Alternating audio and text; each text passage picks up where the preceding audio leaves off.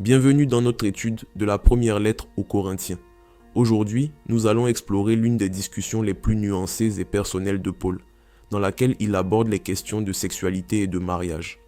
1 Corinthiens 7 est souvent considéré comme le manuel du mariage de Paul, mais il est fréquemment mal compris. Prenons un moment pour étudier ce que Paul veut que nous comprenions à propos de ces sujets intimes. Paul commence le chapitre 7 en citant un passage de la lettre que les croyants de Corinthe lui ont écrite.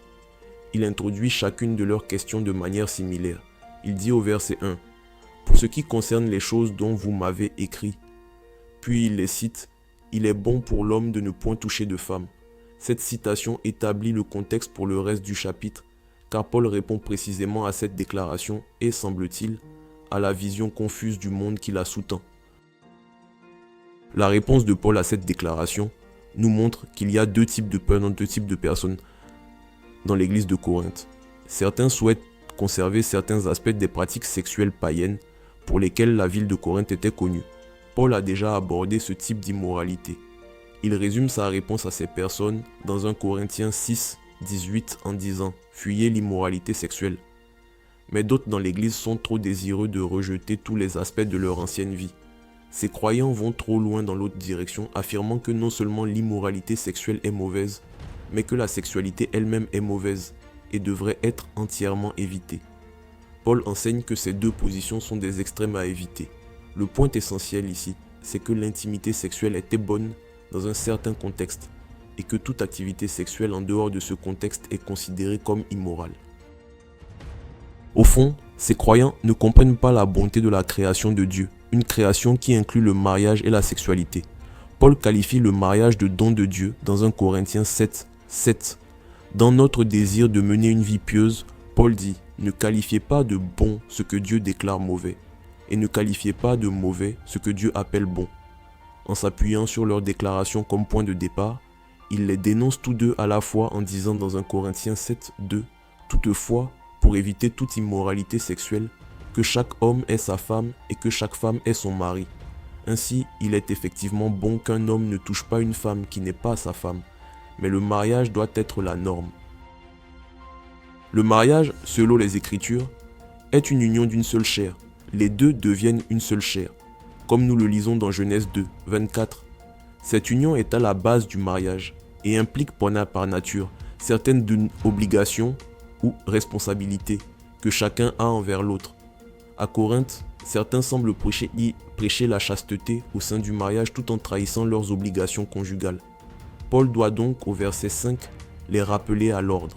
Ne vous privez pas l'un de l'autre, si ce n'est d'un commun accord pour un temps, afin de vous consacrer au jeûne et à la prière, puis retourner ensemble, de peur que Satan ne vous tente à cause de votre manque de maîtrise. Dans ce verset, Paul souligne un aspect important de cette union d'une seule chair. C'est un garde-fou contre la tentation. Paul ajoute au verset 9 « Mais s'ils ne peuvent pas se maîtriser, qu'ils se marient, car il vaut mieux se marier que de brûler de désir. » En plus de tous les éloges que Paul fait du mariage et de l'ordre divin ailleurs dans l'Écriture, il présente ici le mariage comme la meilleure protection contre la tentation de s'engager dans des pratiques sexuelles immorales. Paul est très préoccupé par l'immoralité sexuelle et il insiste sur le fait que les gens doivent rester sexuellement purs. Il a été noté que Corinthe était une ville pleine de perversions sexuelles, mais un autre aspect de sa culture pourrait peut-être nous aider à mieux comprendre le défi unique auquel l'Église était confrontée. La prostitution était courante à Corinthe parce qu'elle faisait partie des pratiques religieuses. L'une des façons d'adorer les dieux était de se livrer à des pratiques sexuelles dans le temple. Ces pratiques sexuelles immorales étaient liées à la dévotion religieuse envers les dieux. J'espère que vous pouvez comprendre à quel point il serait difficile de réapprendre aux gens à penser différemment au sujet de la sexualité et de Dieu, si c'est tout ce qu'ils connaissaient avant de devenir chrétiens. Pour les croyants qui viennent d'un tel milieu, Paul enseigne que le mariage est un moyen de rester sexuellement pur tout en évitant la tentation. L'Écriture est claire quant aux intentions de Dieu pour l'humanité dans sa création, en disant dans la Genèse 1, 31, « Cela a été très bon.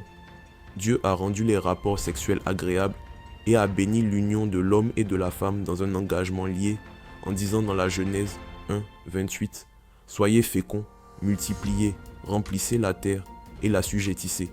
Il a même inspiré un livre entier de la Bible, le Cantique des Cantiques, pour célébrer l'amour entre un mari et une femme, dans des termes qui expriment toute la passion sexuelle des amants conjugaux. L'Épître aux Hébreux 13:4 le dit clairement, que le mariage soit honoré de tous et le lit conjugal épargné par la souillure. Ceux qui se livrent à l'immoralité sexuelle et à l'adultère, Dieu les jugera. Après avoir défendu la bonté du mariage, Paul s'intéresse maintenant à un sujet connexe, le célibat. Autant Paul célèbre le mariage dans le chapitre 7, autant il encourage le célibat, peut-être même davantage. Il dit dans 1 Corinthiens 7:7, « Je voudrais que tous soient comme moi, mais chacun tient de Dieu un don particulier, l'un d'une manière, l'autre d'une autre. » Il poursuit son explication au verset 8 en disant « À ceux qui ne sont pas mariés et aux veuves, je dis qu'il est bien pour eux de rester comme moi. » Paul est célibataire. Il s'agit là d'une perspective peu commune dans les Écritures, car nous pensons souvent que le mariage est le meilleur plan de Dieu pour tout le monde. Toutefois, écoutez les paroles de Jésus dans Matthieu 19:12 lorsqu'il aborde cette question.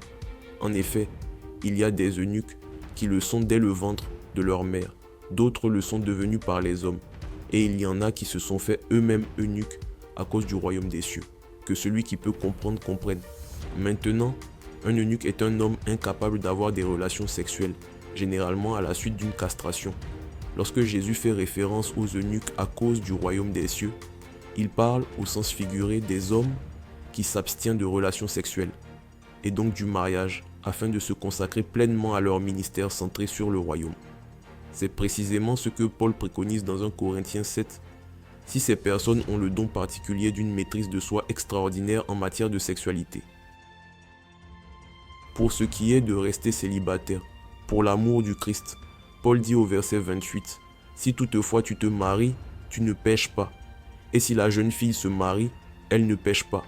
Cependant, les personnes mariées connaîtront des souffrances dans leur vie, et je voudrais vous les épargner. » Il poursuit au verset 32 à 35, « Or je voudrais que vous soyez sans inquiétude. Celui qui n'est pas marié se préoccupe des affaires du Seigneur, des moyens de plaire au Seigneur, alors que celui qui est marié se préoccupe des affaires de ce monde, des moyens de plaire à sa femme. Il y a aussi une différence entre la femme non mariée et la jeune fille. Celle qui n'est pas mariée se préoccupe des affaires du Seigneur, afin d'être sainte de corps et d'esprit, alors que celle qui est mariée se préoccupe des affaires de ce monde, des moyens de plaire à son mari. Je dis cela dans votre intérêt. Ce n'est pas pour vous imposer des contraintes, mais pour vous montrer ce qui est convenable et à même de vous attacher au Seigneur sans tiraillement. Si le mariage présente de nombreux avantages et a été institué par Dieu comme un don à l'humanité, le célibat présente également des avantages pour ceux qui sont capables de rester chastes sans être tourmentés. L'encouragement de Paul ici n'est pas que le célibat est meilleur que le mariage, mais que chaque personne devrait faire tout ce qu'il peut, comme il le dit, assurer une dévotion sans faille au Seigneur. Vous brûlez de passion? Paul vous conseille de vous marier. Avez-vous une grande maîtrise de vous-même et le désir de vous consacrer sans contrainte au Seigneur? Dans ce cas, le célibat est un don de Dieu pour vous. Avant tout, il dit que vous êtes libre dans les deux cas. Vous devez chercher à suivre l'appel spécifique de Dieu pour votre vie. Paul ajoute encore une nuance à la discussion de ce chapitre. Il dit aux versets 26 et 27, « Voici donc ce que j'estime bon, à cause des temps actuels de détresse. Il est bon pour chacun de rester comme il est. Es-tu lié à une femme? Ne cherche pas à rompre ce lien. N'es-tu pas lié à une femme? Ne cherche pas de femme. » Il poursuit en expliquant dans les versets 29 à 31, « Ce que je veux dire, frères et sœurs, c'est que le temps est court. Désormais, que ceux qui ont une femme suent comme s'ils n'en avaient pas, ceux qui pleurent comme s'ils ne pleurent pas, ceux qui se réjouissent comme s'ils ne se réjouissaient pas, ceux qui achètent comme s'ils ne possédaient pas, et ceux qui jouissent de ce monde comme s'ils n'en jouissaient pas, car le monde dans sa forme actuelle passe. » Ici, Paul place la question de la sexualité, du mariage et du célibat dans le contexte plus large de ce qu'il appelle la détresse actuelle. En cherchant à comprendre ce qu'il entend par cette détresse, nous constatons qu'il a à l'esprit à la fois une vision proche et une vision lointaine. Dans une perspective proche, cette détresse actuelle fait référence à la grande persécution qui s'est abattue sur la communauté chrétienne dans l'ensemble du monde romain. Cette persécution a entraîné la mort de membres de l'Église primitive et finira par consumer la vie de Paul et de la plupart des apôtres. C'est cette persécution qui donne à la plupart des prédications de Paul un caractère d'urgence, car il sait qu'il n'a pas beaucoup de temps pour accomplir sa mission. Il sait aussi qu'il en va de même pour beaucoup de ceux qui lisent sa lettre. C'est pourquoi il dit que le temps a été raccourci. Dans le monde d'aujourd'hui, de nombreux endroits connaissent ce type de persécution. Les conseils de Paul s'adressent tout particulièrement, mais pas exclusivement, à ceux qui vivent dans de telles conditions. Dans ces cas d'adversité extrême, la vie est suffisamment compliquée et il est déjà difficile de se consacrer au Seigneur. Paul dit que c'est pour votre bien que vous restez comme vous êtes, que vous soyez mariés ou non. Il conclut au verset 19. C'est le respect des commandements de Dieu. C'est le but qu'il a suscité à l'esprit tout au long de cette discussion. Faites ce à quoi Dieu vous a appelé et ce qui vous permettra de lui être pleinement dévoué. En même temps, Paul a une vision lointaine à l'esprit lorsqu'il écrit ces choses. Il dit à la fin du verset 31, « Car le monde dans sa forme actuelle passe. » Cette déclaration évoque la destruction de ce monde à la fin des temps et l'espoir de la nouvelle création. Il est probable que Paul, comme presque tous les croyants de l'histoire, pense que le retour du Christ aura lieu bientôt. Il considère sa persécution actuelle non pas comme un incident isolé, mais comme le symptôme d'un monde qui s'achève. Il ne se trompe pas, car le retour du Christ peut survenir à tout moment. C'est pourquoi il affirme que nous devons vivre comme si nous n'étions pas promis à un autre jour dans ce monde. Une fois de plus, son objectif est que notre dévotion au Seigneur soit sans entrave, libre de tout engagement concurrent et libre de passions inassouvies et distrayantes. En conclusion, rappelez-vous que vous viviez la détresse actuelle de la persécution ou que vous attendiez le jour où ce monde disparaîtra, le message de Paul est le même. Dans 1 Corinthiens 6, 18, Paul dit « Fuyez l'immoralité sexuelle et consacrez-vous au Seigneur ». Dans le mariage, vous pouvez le faire en restant fidèle à votre conjoint et en remplissant votre devoir conjugal d'intimité sexuelle. Dans le célibat, vous pouvez le faire en éliminant toutes les distractions et en vous consacrant entièrement à Dieu. Les deux sont des dons de Dieu pour votre bénéfice, afin que vous puissiez glorifier Dieu dans votre corps.